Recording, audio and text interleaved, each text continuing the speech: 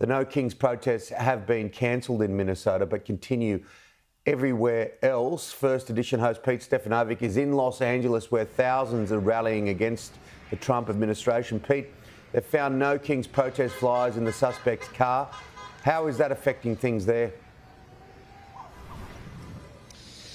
Well, as you would expect, Timmy, it's dominating all of the news bulletins here in the United States at the moment, and it is on the mind of some voters today, but for the most part, the protests continue on and then some. There are absolutely massive crowds here in downtown Los Angeles at the moment, so much so that we had to move away from the City Hall building where the protest is being held because we couldn't get a signal out. There are so many people on their phones, so I'll just give you a view of how things are from our vantage point at the moment. So we've moved a couple of hundred metres away from the park where that protest was due to start, and I would say at first guess here there would be tens of thousands of people here, not just in the park, but they are snaking around the streets surrounding the City Hall building for blocks and blocks. There are so many people here, and there are some lines of members of the LAPD guarding, you can see some there, guarding some federal buildings, keeping watch, but they're heavily outnumbered, you'd have to say.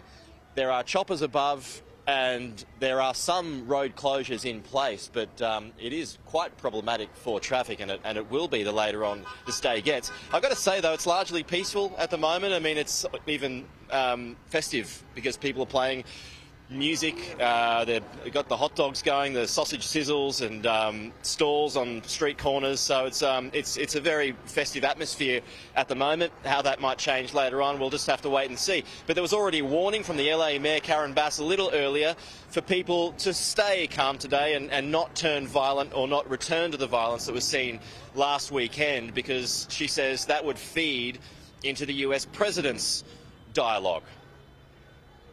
We're here today because we are clear that we are a test case, and they want to see just how far federal overreach can go. Can the federal government come in and seize power from a state and from a local jurisdiction? How much will the American people put up with? Now, the No Kings protest, there was an attempt to try and stop that today following that assassination. People believed that they shouldn't go ahead, but the protests were already in full swing by that stage before that information had been found with those flyers that were found in the suspect's car. So it's 50 states, 50 protests, 50 states, one cause, 50-51.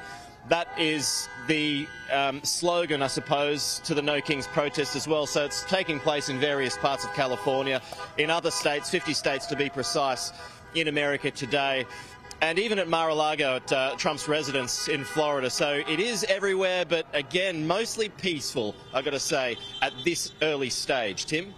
Thank you, Pete. We'll get back to you through the course of the morning. Appreciate that. Of course, a busy news day.